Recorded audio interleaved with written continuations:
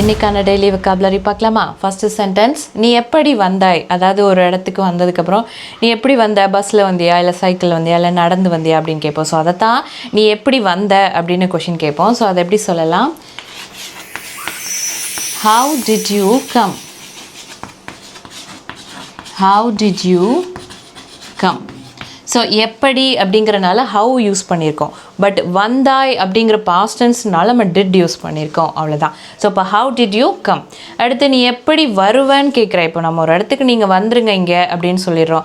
ஆனால் நீங்கள் எப்படி வருவீங்க? தனியாக வருவீங்களா, இல்லை பஸ்ஸில் வருவீங்களா? ஸோ இந்த மாதிரி கேட்போம். ஸோ எப்படி வருவ, அப்போ ஃப்யூச்சர் டென்ஸில் கொஷின் கேட்குறோம். அப்போது ஹவு, அதே கொஷின் தான். How will you come. How will you come, நீ எப்படி வருவ அப்படின்னு கொஷின் கேட்குறோம். அடுத்து நீ யாருடன் வந்தாய், அதாவது யார் கூட வந்தீங்க? தனியாக வந்தீங்களா, இல்லை பேரண்ட்ஸோடு வந்தீங்களா அப்படின்னு கேட்போம். இல்லை ஃப்ரெண்ட்ஸோடு வந்தீங்களா அப்படின்னு சொல்லுவோம். ஸோ அது அந்த கொஷின் எப்படி கேட்கலாம்? யாருடன் வந்தாய். அப்போது who did you come with. Who did you come with. அந்த யாருடன் அப்படின்றனால தான் யாருடன் வந்தாய், அதனால தான் கம் வித் அப்படின்னு யூஸ் பண்ணியிருக்கோம்.